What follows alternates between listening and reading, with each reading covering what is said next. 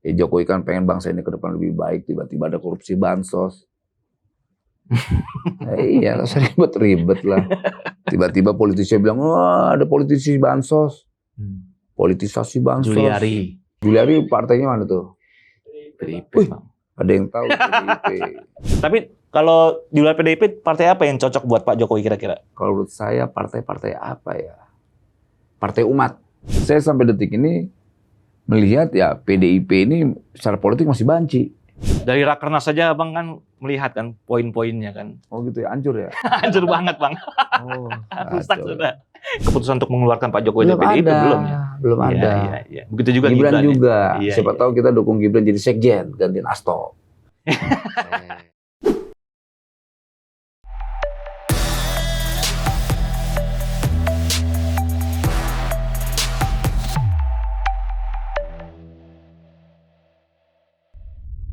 Kawan Akurat, bersama saya Aldi Gultom, kita bertemu lagi dalam program Akurat Talk. Kena tuh barang. Posisi politik Jokowi setelah tidak lagi menjabat presiden menjadi isu yang hangat dibicarakan para politisi dan juga masyarakat awam. Ada yang mengusulkan Jokowi menjadi ketua koalisi besar Prabowo Gibran. Ada juga yang mengusulkannya menjadi sekjen Perserikatan Bangsa-Bangsa.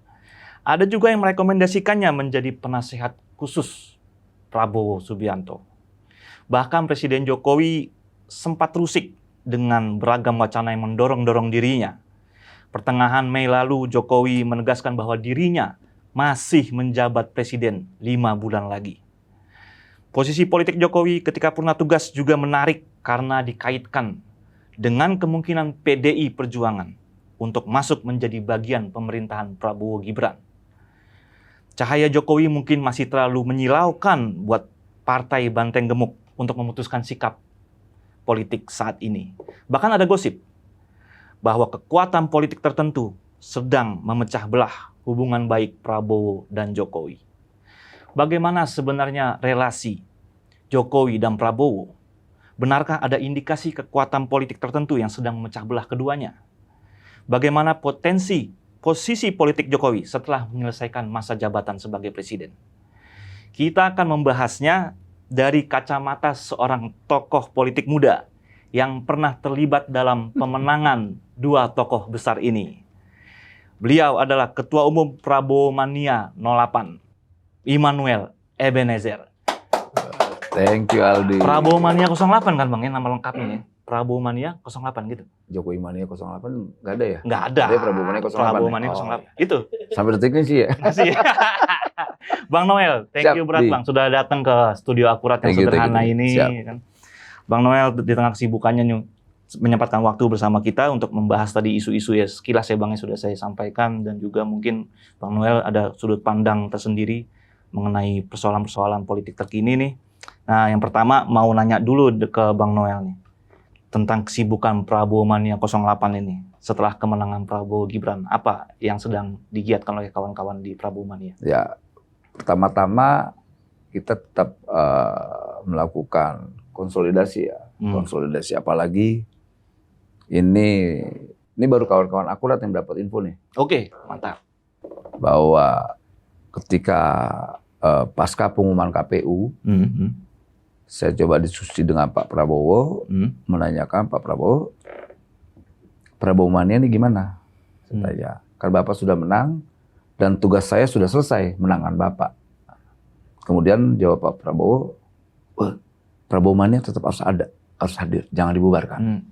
Oh, itu kawan-kawan Akurat yang mendapatkan informasi pertama ini nih. Iya. Jadi Pak Prabowo inginkan Prabowo Mania itu harus tetap ada dan tetap eksis. Karena mungkin dia butuh ada relawannya yang solid yang mampu bisa menjaga pemerintahannya ke depan. Apalagi terkait kebijakan-kebijakan yang terkait kebijakan masyarakat banyak ya. Apalagi kemarin ada program yang sudah ya sebetulnya sedikit ada perubahan redaksional doang. Yang tadi yang makan gratis menjadi makan bergizi gratis gitu loh. Ini lebih manusiawi kayak menurut saya tuh. Jadi ya itu informasi yang saya sampaikan Aldi terkait keberadaan Prabowo Mania. Nah kalau ditanya apa aktivitasnya ya kami tetap melakukan konsolidasi ke daerah-daerah ya. Kemarin di Kalimantan Utara, nanti tanggal 28, 29 pelantikan pengurus di sana. Kemudian nanti di Jawa Barat kita deklarasi penguatan juga kawan-kawan di wilayah-wilayah, apalagi wilayah-wilayah yang berbasis suara yang cukup tinggi, misalnya Jawa Barat, Jawa Timur, dan Jawa Tengah ya. Karena kan suara itu ada di situ ya, siapapun menang, kuasain 3 wilayah Jawa ini ya. Itu menjadi suara kunci buat pemenangan siapapun presidennya. Untuk sampai detik ini ya baru itu yang kita lakukan. Kemudian ya ke depan di musim pilkada ya. Musim pilkada ya kita coba melihat perintah partai seperti apa, misalnya Gerindra arahnya kemana. Karena kita lihat kan ternyata tren pilkada ini sedikit mencairkan antara ya partai-partai pendukung lah kemarin. Karena trennya kan selalu pilkada ini yang kemarin beroposisi yang berbeda pandangan malah ternyata menyatu di pilkada. Kayak misalnya Gerindra dengan PKS, PDIP dengan Gerindra. Nah itu sebab menurut saya itu hal yang bagus ya dalam demokrasi. Artinya momen pilkada ini semoga aja bisa menjadi momen bagaimana masyarakat semakin matang berdemokrasinya. Itu yang memang harapan kita ya. Jadi tujuan konsolidasi yang dilakukan di daerah-daerah ini itu untuk ke pilkada nanti maksudnya? Ya untuk sementara pilkada ya. Sembari kita menunggu pelantikan tanggal 20 Oktober nanti. Itu aktivitas politik hari ini kawan-kawan ya fokus pilkada. Nanti kan ada pilkada Jawa Barat, banyak lah ya. Tapi kita fokus pada wilayah-wilayah yang secara elektoral tuh bagus lah ya. Untuk siapapun pemenangnya nanti di 2029 nanti. Gitu.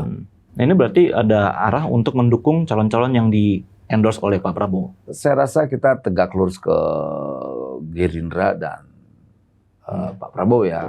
Karena ini terkait program beliau nanti. Jangan sampai nanti program beliau yang cukup bagus ini malah terganjal oleh perilaku kepala-kepala daerah. Ngeboikotnya kan sederhana. Pura-pura aja dia nggak nongol atau apa. Diain, tapi nggak dikerjain. Nah tugas kita relawan-relawan, kemudian para pendukung Pak Prabowo untuk bisa menjaga program itu. Jadi ya kita akan membuat catatan-catatan penting. Mana aja, wilayah-wilayah mana aja yang kiranya benar-benar tidak menjalankan program yang berpihak ini. Itu terkait makan bergizi gratis itu. Gitu Aldi. Nah, seintens apa Bang komunikasi dengan Pak Prabowo pasca Pilpres ya terutama ya? Saya pasca Pilpres kemarin kurang lebih 1, 2, 3. Banyak lah ya, pokoknya kalau udah 5-10 kali pertemuan berarti banyak ya? Iya, banyak lah. Iya, itu termasuk untuk seorang pejabat Menhan, ya kan presiden terpilih itu waktunya kan sulit itu. Iya, tapi saya rasa menemui teman-teman relawan. Ini karakter Prabowo kan seorang leadership ya, pemimpin, kemudian seorang yang tahu cara menghargai orang, kemudian dia sangat peka terhadap pendukungnya, dia kan seorang loyalis. Nah, di loyalnya itu kan 2 arah dia. 2 arah begini. Pendukungnya loyal ke dia dan dia juga loyal terhadap pendukungnya. Dan itu menurut saya ya seorang pemimpin. Kan banyak kan politisi itu pengen pendukungnya loyal sama dia, tapi belum tentu dia ini loyal sama pendukungnya. Dan itu banyak. Dan saya melihat Pak Prabowo ini loyalitasnya itu 2 arah. Loyal terhadap rakyat yang mendukung dia, dan rakyatnya juga loyal mendukung dia. Dan semoga loyalitas ini bisa berjalan sampai 2029. Kemudian kalau seandainya Pak Prabowo bicara untuk 2034 sampai ke sana kan kita lebih senang lagi. Gitu. Jadi ya kita berharap nanti ini kan kontinuitas gagasan yang berpihak ini berjalan cukup bagus ya sampai ke depan. Semoga aja bangsa ini kondusif, apalagi kita menghadapi 2045, di mana kita berharap ada yang namanya generasi unggul, itu generasi unggul ini. Makanya Pak Prabowo tuh bicara tentang ya sudah kita bikin program yang namanya makan bergizi gratis. Dia tahu dia mau mencetak produk-produk unggul buat bangsa ini, dan ini kan luar biasa menurut saya. Bang, Anda kan pernah terlibat dalam pemenangan Pak Jokowi juga, 2 kali Pilpres, 2014, 2019. Dan pada 1 April lalu diundang juga oleh Pak Jokowi. Diundang terus ke Istana Kepresidenan ya, untuk buka puasa bersama. ya. Itu komunikasi terakhir dengan Presiden Jokowi? Enggak, yang kemarin nobar. Oh, yang ini ya, timnas ya? Timnas lawan apa tuh? Sempat nobar lah ya? Oh, nobar lah sama presiden sudah ada. Itu sama relawan lain? Sama relawan pendukung garis kerasnya Pak Jokowi. Ada Budi Ari, Projo, ada banyak lah. Nah, ketika 1 April itu kan yang diketahui publik ya, yang terbuka. Itu apa yang sebetulnya dibahas oleh Presiden saat itu dengan teman-teman? Ya, kebiasaan Pak Jokowi kan selalu mendengar ya. Ini pemimpin yang selalu mendengar, yang tidak ada bosan-bosannya.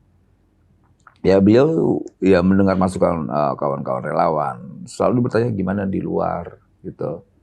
Beliau kan selalu bertanya aja. Jadi banyak pertanyaan-pertanyaan, lantas banyak masukan-masukan yang disampaikan kawan-kawan relawan pendukung beliau terkait isu di luar.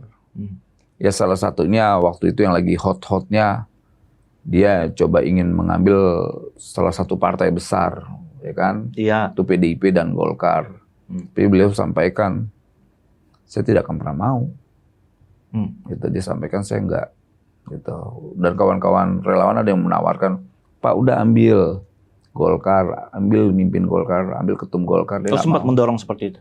Ada beberapa relawan ya, saya nggak mau menyampaikannya. Gitu, karena ini udah cukup lama ya saya terpaksa saya sampaikan. Gitu. Salah satu isi dari pertemuan itu, beberapa relawan menyampaikan itu. Tapi Pak Jokowi menolak. Menolak untuk terlibat lagi dalam kepartaian atau politik secara umum? Saya melihatnya saat itu dia menolak untuk ngambil ketua umum partai. Oke. Itu artinya dia tidak isu yang hangat itu kan mengambil alih kepemimpinan partai. Iya, jadi dia sampaikan enggak, saya nggak mau.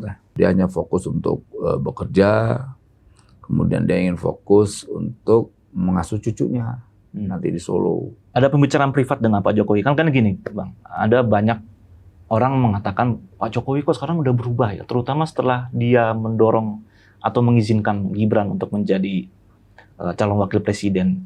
Jokowi dipandang sebagai yang tadinya sosok pro rakyat, yang demokratis, tiba-tiba mendorong anaknya sendiri untuk menjadi seorang cawapresnya Prabowo. Orang melihatnya perubahan besar nih pada diri Jokowi. Dari Bang Noel sendiri bagaimana? Saya melihat soal keberpihakan tidak berubah. Soal sosok yang dia dianggap tidak demokratis, tidak juga. Karena yang mengorkestrasikan, yang buat narasi-narasi ini kan kita tahu. Mereka yang kalah Pilpres kemarin. Gitu. Mereka yang kalah Pilpres, memeta konflik antara dia dan pendukungnya, memeta konflik Jokowi dengan Pak Prabowo, memeta konflik Jokowi dengan banyak deh. Gitu. Jadi dia dinarasikan, kemudian diorkestrasikan bahwa dia tidak sedikit berubah. Ya kita tahu siapa yang menyampaikan itu, khususnya dari kawan-kawan PDIP. Gitu. Karena kita lihat kawan-kawan PDIP kan selalu mengorkestrasi bahwa Jokowi inilah, Jokowi itu, Jokowi macam-macam lah. Tapi ya faktanya kan rakyat masih mencintai Jokowi sampai detik ini. Gitu. Itu fakta yang nggak terbantahkan ya, nggak terbantahkan. Gitu. Mungkin karena Pak Jokowi ya itu kerja. Waktu hidup dia itu selama dia mimpin yang saya lihat ya kerja aja terus udah. Mau digebak-gebuk sini, gebak-gebuk sono, dia nggak peduli tuh. Saya lihat dia enjoy dengan kerja. Dia nggak ngurusin tuh orang mau ngomong Jokowi apa, dia nggak ada urusan. Mau dibilang dinasti lah, mau dibilang apa. Jadi ya dia fokusnya kerja, nggak peduli tuh. Dan rakyat juga menikmati hasil kerjanya. Tapi abang pribadi melihat Pak Jokowi ketika didiskreditkan demikian rupa ya, terutama setelah dia mengizinkan Gibran untuk menjadi cawapres dengan isu dinasti politik, dengan nepotisme, dengan isu intervensi hukum. Ada yang berubah dari pandangan abang terhadap seorang Jokowi? Sampai detik ini ada yang berubah. Apa yang dirubah dari dia? Yang begitu adanya. Tapi pandangan pribadi sendiri terhadap Pak Jokowi masih sama seperti sama, ketika Anda memenangkan dia 2014-2019? Nggak berubah. Ya mungkin kalau dari sudut pandang sebagai ayah, ketika melihat anaknya sukses, bangga, ada kebanggaan. Dan itu pada umumnya seorang bapak ketika melihat anaknya. Begitu juga misalnya Ibu Buriana, tanya aja ibu kita, bagaimana kalau seandainya anaknya menjadi sesuatu ya, gitu. Sama halnya kita sebagai bapak, saya udah menjadi bapak hari ini terhadap anak saya.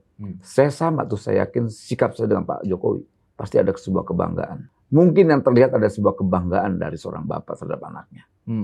Walaupun bayangin udah diorkestrasi dengan nada-nada yang sangat negatif ya, minor semua tuh, dinasti, cawe-cawe dan apa sebagainya udah dilempar lah ke Pak Jokowi sampai ada istilahnya dulu, kalau dulu kan yang nyerang dia 2014-19 tuh diistilahkan, maaf, minta maaf, diistilahkan dengan orang-orang kadrun lah.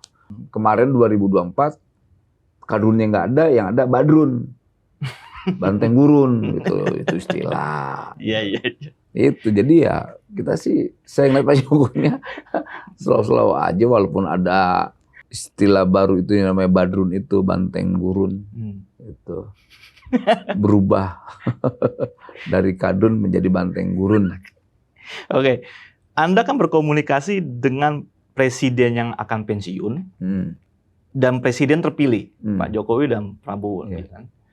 Sejauh yang Anda ketahui, bagaimana hubungan keduanya, Pak Prabowo dengan Jokowi? Sejauh Anda ketahui aja. Yang saya ketahui sampai detik ini, Pak Jokowi sebagai presiden menghormati hasil keputusan yang diambil oleh rakyat. Gitu. Kedua, Pak Jokowi juga sangat hormat terhadap Pak Prabowo ya. Apalagi karena Pak Prabowo itu, beliau kan lahir dari militer ya. Tahu bagaimana menghormati pimpinan. Dia sangat menghormati sekali pimpinan. Walaupun ya, kalau mau kita lihat ya, secara de facto sekarang, bahkan secara de jure, hasilnya itu kan produk hukumnya bahwa ya Pak Prabowo presiden hari ini. Tapi dia tetap menjaga diri sebagai pembantu presiden. Itu menurut saya ini menjadi contoh yang baik buat bangsa ini ke depan. Artinya sudah ada standar seorang pemimpin. Pak Jokowi waktu 2014 bertanding memenangkan kontestasi dengan Pak SBY, proses peralihan kekuasaan kan bagus kan, dihadiri oleh Pak SBY. Dan ke depan nanti saya rasa proses sama juga. Dan semoga ini menjadi legasi siapapun nanti pemenangnya ya proses peralihan kekuasaan itu dengan baik lah. Agar rakyat ini tidak diteror dengan perilaku politik yang menakutkan dan tidak mengedukasi. Nah kemarin kan 2024 ini sedikit mulai bagus lah ya, sudah mengakui kayak Pak Surya Paloh, kemudian P3 yang bagian koalisi PDIP sudah mengakui kemenangan Pak Prabowo. Gitu. Lantas ya semua sudah berani lah, karena kan semua instrumen hukum terkait sengketa pemilu sudah mereka lalui. Sudah dilalui. Gitu. Nah, saya mau memvalidasi ini ke Bang Noel. Benar nggak isu yang mengatakan ada perpecahan keduanya yang mengaitkan janji Prabowo kepada Pak Jokowi untuk memberikan kursi Ketua Umum Partai Gerindra? Terusnya tiba-tiba Pak Prabowo ya balik badan begitu saja. Ini rumornya ya Bang ya. Mungkin ya bisa kita obrolin ya dari sudut pandang Bang Noel. Karena ini akurat bicara tentang politik, bukan bicara gosip. Saya mau bicara tentang fakta. Tapi ini terlalu tidak itu. Udah kemana-mana isu ini. Namanya isu, masa kita jawab isu. Kan bukan infotainment. Jadi nggak ada tuh. Saya sampai detik ini yang saya ketahui tidak ada. Gitu. Karena gini, prinsipnya politik itu kan dinamis. Ya kan tidak tahu hari ini, yang saya lihat faktanya hari ini kan tidak gitu loh. Dan belum nyampe ke kuping saya. Tidak ada wacana dan kejadian yang ada di benak kepala yang Pak Prabowo. Karena Pak Prabowo tidak pernah bicara hal itu. Dia kan orangnya terbuka, ekspresif orangnya. Pak Prabowo karakternya. Enggak ngebahas itu. Karena kita tahu, yang bikin isu-isu kayak begini kita tahu. Coba memeta konflik antara Pak Jokowi dengan Pak Prabowo itu berkali-kali. Misalnya soal isu Jokowi minta jabatan, Jokowi mau masih cawe-cawe, lantas Prabowo dibawa bayang-bayang Jokowi. Udahlah, kita udah tahu semua isu-isu di luar itu. Gitu. Jadi terkait isu, saya malas membahas isu. Kita bicara tentang fakta aja biar enak. Faktanya Prabowo masih menaruh hormat kepada Pak Jokowi. Faktanya itu, dan begitu Pak juga Jokowi sebaliknya. menghargai. Gitu. Kelompok relawan pendukung Jokowi Projo nih, ya kan? Yang juga mendukung Pak Prabowo kemarin menyatakan ada satu partai, ya kita sudah terang-terangan lah, PDI Perjuangan berusaha merusak hubungan baik Pak Prabowo dan Pak Jokowi. Anda mensinyalir hal yang sama nggak? Saya nggak mau sama dengan Projo deh. Itu biarin aja Projo yang mengambil Ada pandangan lain kesimpulan berarti. itu. Dari sudut pandang saya sampai detik ini, ya jujur aja, namanya politik itu pasti ada yang namanya faksionalisasi. Nah, nggak mungkin kan faksi A itu bisa merepresentatifkan sebuah organisasi besar. Mungkin apa yang disampaikan Projo pada satu faksi, belum tentu kan faksi yang lain. Karena biar kita ketahui bahwa di partai itu khususnya, ya hampir semua partai pasti ada faksionalisasi. Mungkin dia coba ingin menerjemahkan apa yang Hasto lakukan, gitu loh. Tapi kalau saya kan nggak terlalu tertarik mau komentari terlalu jauh ke sana. Gitu. Karena ini kan terkait juga dengan peluang PDIP untuk masuk ke dalam pemerintahan Prabowo. Tapi selama ada Jokowi di situ, Jokowi masih ada menjabat sampai saat ini dan sampai Oktober nanti. Jadi ada upaya membelah supaya Jokowi dan Prabowo itu tidak lagi satu irama gitu. Ya kan itu, jangankan itu waktu di Bali aja Mbak Puan salaman sama Pak Jokowi aja, wah rame minta ampun. Padahal itu hal yang normal, nggak ada yang. Jadi ada ya entitas kecil mungkin di PDIP berharap Pak Jokowi ini atau Pak Prabowo dengan Pak Jokowi tidak harmonis lah, itu harapan mereka nih. Mungkin saja ada. Bukan mungkin saja, itu pasti.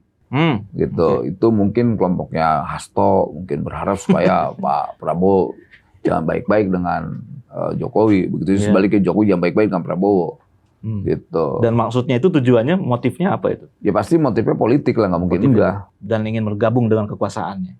Kalau soal ingin bergabung kekuasaan kan gini, ini bukan, kita jangan bicara tentang kekuasaan, ini bicara tentang membangun bangsa ini ke depan. Pak Prabowo berkali-kali dalam pidatonya menyampaikan, ayo kita sama-sama bangun bangsa ini. Karena persoalan bangsa ini kan tanggung jawab kita bersama. Kemudian ada persoalan politik yang lain, ya biarkanlah kita kesampingkan. Yang paling penting kita fokus dengan substansi ke depan bangsa ini. Nah itu yang saya suka dari pidato beliau berkali, ayo sama-sama kita bangun bangsa ini. Jadi kemudian ada Mbak Puan yang komunikasi politiknya bagus dengan Pak Jokowi dan juga Pak Prabowo. Kan beliau juga menginginkan bangsa ini ke depan baik gitu. Makanya kan belum sampai detik ini belum ada pernyataan secara eksplisit ya bahwa ya kami akan melakukan oposisi. Selalu menyampaikan ya ini sistem presidensial, tidak ada istilah namanya oposisi, koalisi dan sebagainya. Memang tidak ada. Tapi kalau orang yang di luar sana kan kita menerjemahkan ya beroposisi, tapi kan dia tidak mau gitu. Artinya saya sampai detik ini melihat ya PDIP ini secara politik masih banci gitu. Ngomong aja kami akan di luar dan kami berbeda. Kami akan mencari jalan kami untuk mengkritik kekuasaan dan kami akan merebut kekuasaan di 2009 kan tidak. Dia ya kami karena tidak ada dalam kamus presidensial, tidak ada yang namanya istilah oposisi. Ya, kita tahu. Ya, tapi kalau orang yang namanya kalah, biasanya di luar, gitu loh. Kita terjemahin yang main di luar itu kan beroposisi. Ya. Nanti kan kita dijebak dengan persoalan-persoalan semantik, kemudian persoalan-persoalan yang, ya persoalan diksi. Jadi diperdebatkan persoalan. Tapi kan orang sudah tahu yang main di luar itu pasti beroposisi. Kan logikanya begitu, gitu. Nah, ya PDIP mungkin sedang berselancar dengan istilah-istilah ya, gitu. Tapi ya nggak apa-apa lah. Daripada dia nanti ngamuk-ngamuk, mendingan biarkan dia beristilah, gitu loh. Ini sejumlah analis politik kan memprediksi Prabowo itu kan juga tidak mau berlama-lama di bawah bayang-bayang Pak Jokowi. Tadi Anda sempat menyinggung itu ya, bayang-bayang Jokowi. Jadi hubungan yang baik antara keduanya tuh dipastikan nggak akan langgeng lah. Terutama pasca pelantikan Pak Prabowo nanti. Anda melihat Pak Prabowo emang ada di bawah-bawah bayang-bayangnya Pak Jokowi nggak sih? Nggak ada. Dia punya otoritas secara eksekutif ketika dia mimpin. Dan Pak Jokowi sadar itu. Nggak mungkin otoritas politik yang sudah menjadi pilihan bangsa ini, kemudian Pak Jokowi mau intervensi, itu nggak mungkin. Itu nggak mungkin. Pak Prabowo ini kan bukan anak kecil. Dan dia ini juga bukan orang yang mudah diintervensi. Walaupun berkali-kali Pak Prabowo mengatakan ini mentor politik saya berguru kepada Jokowi, saya mengikuti langkah Jokowi. Iya. Sama halnya Jokowi juga menyampaikan berkali-kali Bu Mega itu adalah mentornya. Sama hal berkali-kali juga saya menyampaikan, saya belajar di Pak Jokowi. Saya belajar dengan apa yang dilakukan Gus Dur, macam-macam. Salah atau tidak? Ya. Ketika kita mengakui seseorang itu karena kelebihannya, saya yakin semua orang juga pasti tahu. Ada nggak yang salah dari belajar? Bukan gitu berarti dia di bawah bayang-bayang. Enggak lah, nggak mungkin. Nggak sebodoh itulah. Dia bukan anak kecil. Itu dia sudah terbiasa di kekuasaan, dia terbiasa di luar kekuasaan juga. Gitu loh. Jadi nggak kaget dengan hal kayak begitu. Sampai detik ini Gerindra sampai Pak Prabowo menjadi presiden detik ini, itu bukan hasil kecerdasannya. Hasil kecerdasan, dia beradaptasi. Oh ternyata dekat dengan rakyat itu seperti ini. Dan Pak Jokowi mengajarkan hal itu. Bukan mengajarkan ke Pak Prabowo, tapi kepada bangsa ini. Ini loh, menjadi pemimpin itu melayani, bukan dilayani. Jadi Pak Jokowi ini kan coba merombak cara berpikir yang sangat feodal selama ini. Pemimpin itu harus dilayani. Ini kan cara pemikiran sangat feodalistik. Dan itu yang mungkin saya lihat bisa menjadi contohnya Pak Prabowo.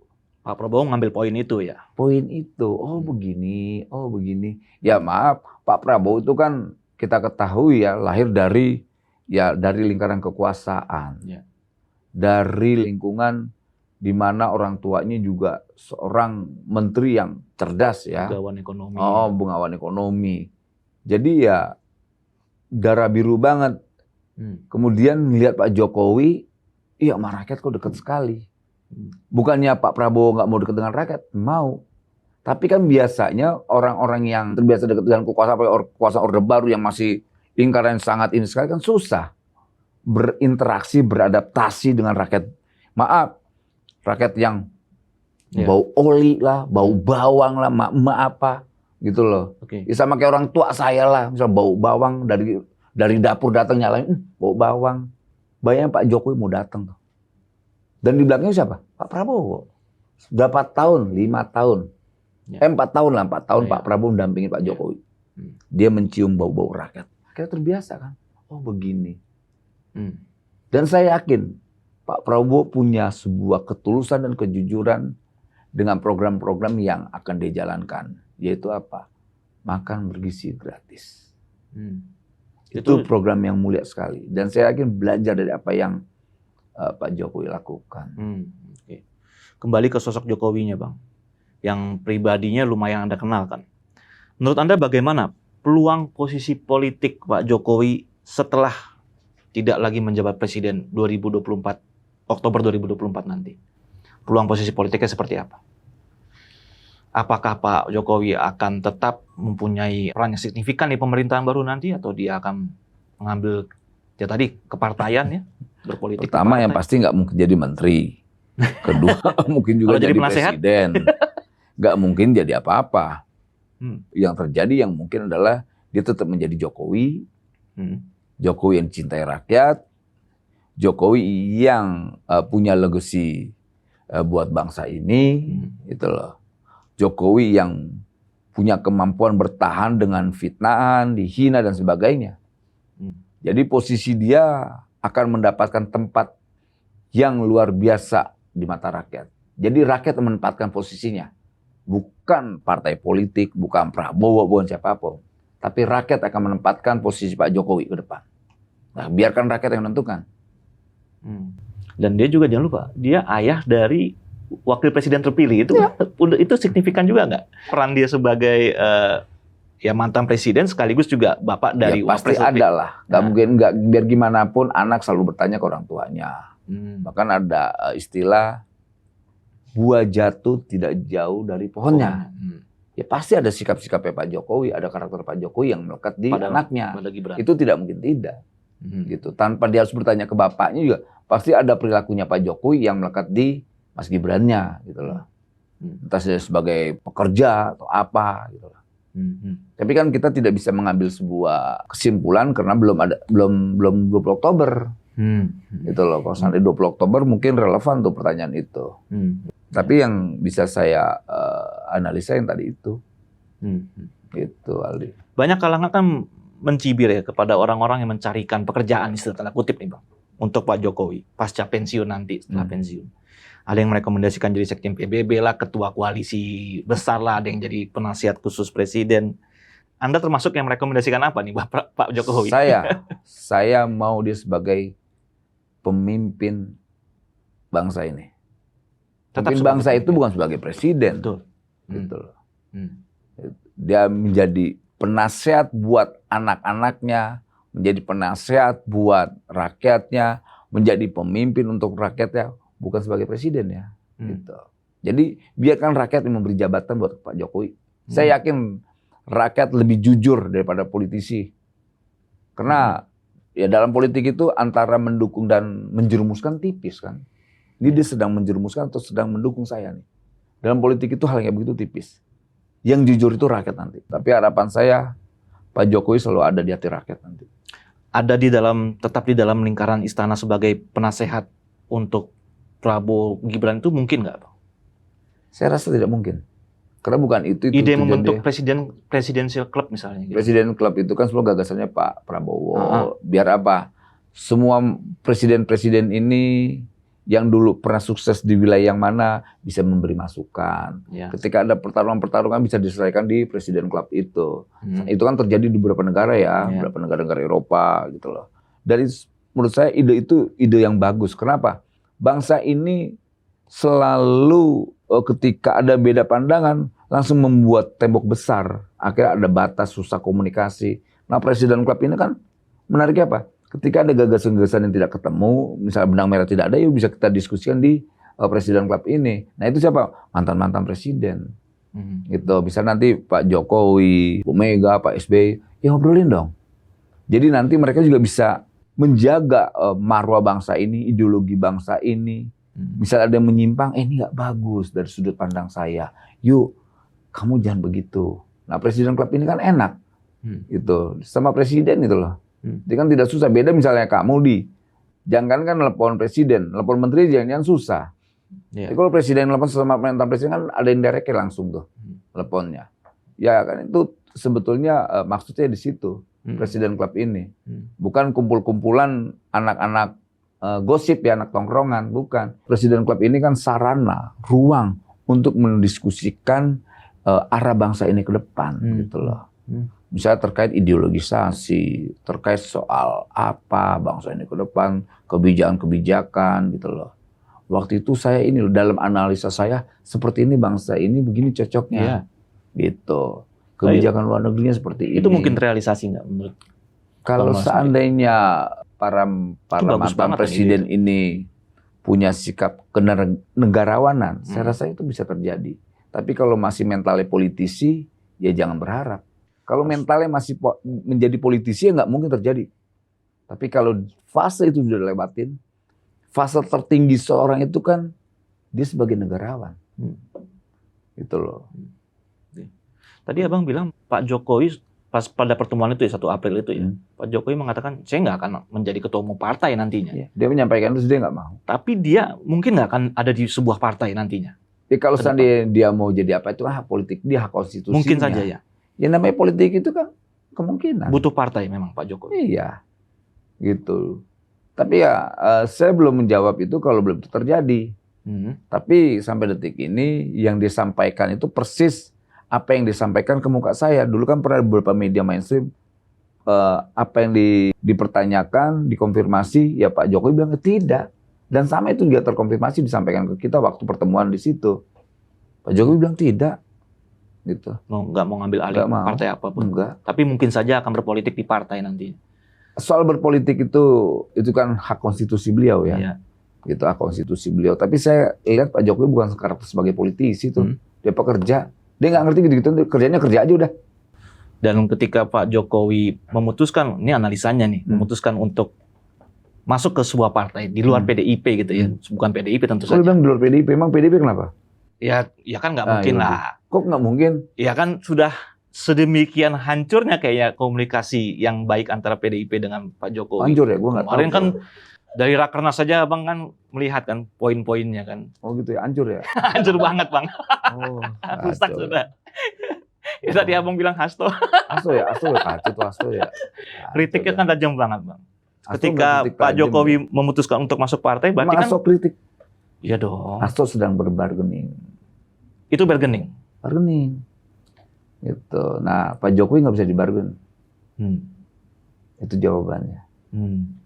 Dan ketika nanti Pak Jokowi memutuskan untuk berpartai, berarti kan dia sudah meninggalkan PDIP. Dan ketika itu PDIP bisa masuk gitu ya? Dia meninggalkan Jokowi atau PDIP-nya?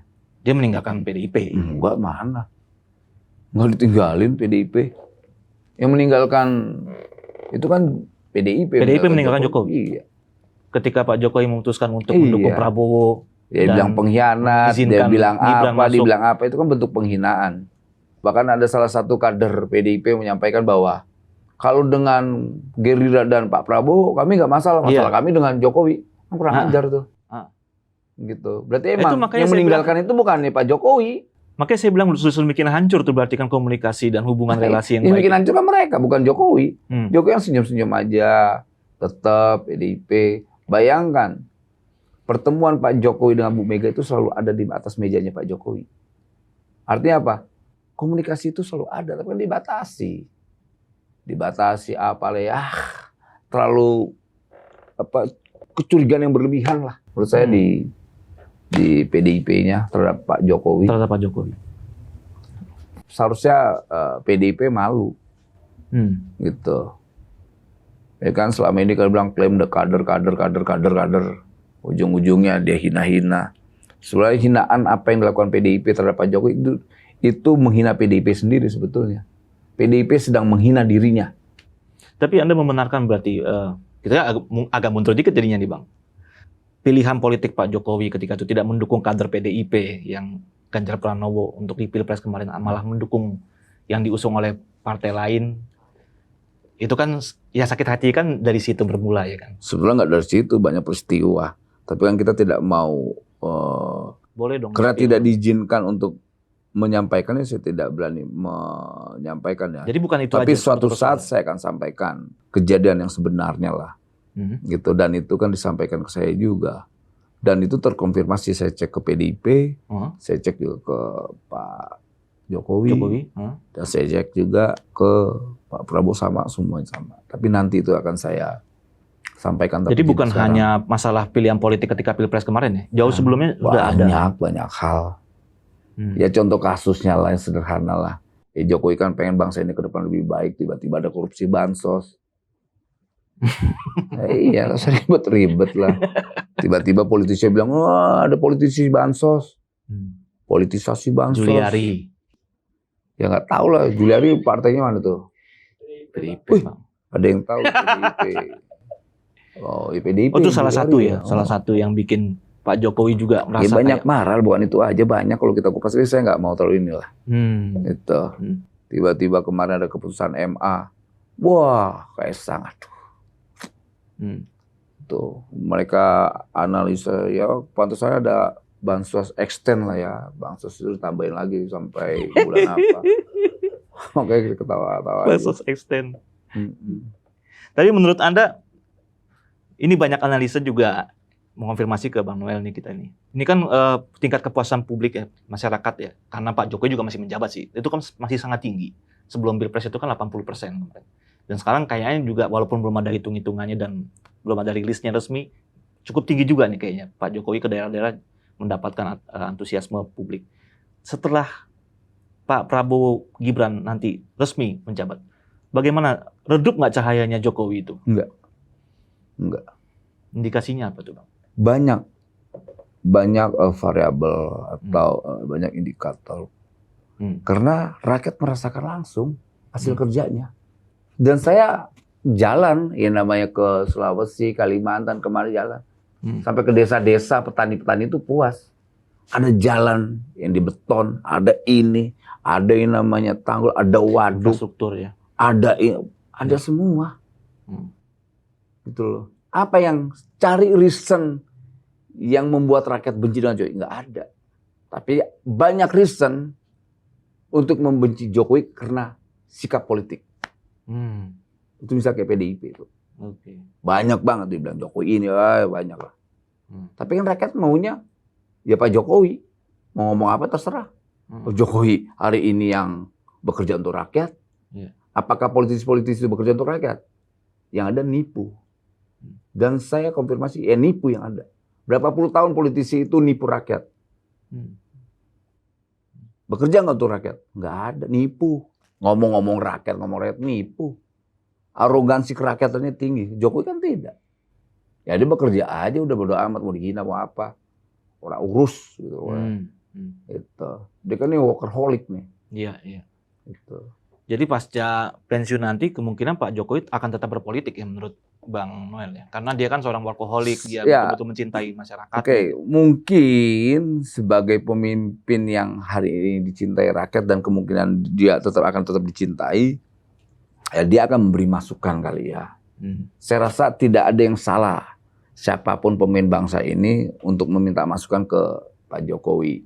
Dan siapapun lah, bahkan nanti PDIP minta masukannya ke Mas Gibran atau Kaisang. Bagaimana menjadi kader yang baik gitu. Saya rasa PDIP harus banyak belajar dari Gibran, kalau nggak Kaisang. Kenapa tuh Bang? Karena mereka ternyata lebih sukses. Kader-kader yang teriak-teriak ini ya. Oke, jadi PDIP harus belajar sama dari Gibran dan Kaisang. Putra-putranya Pak Jokowi. Dan kita semoga aja nih ide ya. Semoga nanti kalau ada Kongres PDIP kita mendukung Pak Jokowi jadi ketua umum PDIP. Masih atau kalau mungkin. nggak Kaisang, kalau nggak Gibran. Ya kan? Gibran nih kalau ya Pak Jokowi masih belum ada SK-nya keputusan untuk mengeluarkan Pak Jokowi dari PDIP belum ya? Belum ada. Iya. Begitu juga Gibran juga. Ya? Siapa tahu kita dukung Gibran jadi sekjen gantiin Asto. Itu bisa terjadi nggak tuh Bang kira-kira? Bisa 2025 nanti kan Kongres. Bisa, sampai nggak politik kan kemungkinan. Seni mengelola kemungkinan. Iya. Ya, tapi kalau di luar PDIP partai apa yang cocok buat Pak Jokowi kira-kira? Saran mungkin dari Bang Noel. Kalau menurut saya partai-partai apa ya? Partai umat. Ini makin jauh, makin kesini, makin kesono kita nih. Partai umat. Kenapa umat Bang? Pak Jokowi senang. Bersentuhan dengan umat? Iya, bersentuhan dengan umat. Partai umat aja. Oke. Partai umat Pak Jokowinya, Gibrannya PDIP, sekjen. Sekjen, gantiin Pak Hasto. Ketua umum masih Bu Mega. Mantap. Oke, ini terakhir nih Bang. Bercanda aja Bang. Sudah ada penugasan khusus nggak? Kembali ke Prabowo Mania nih. Ada penugasan khusus nggak dari Pak Prabowo membantu pilkada nanti?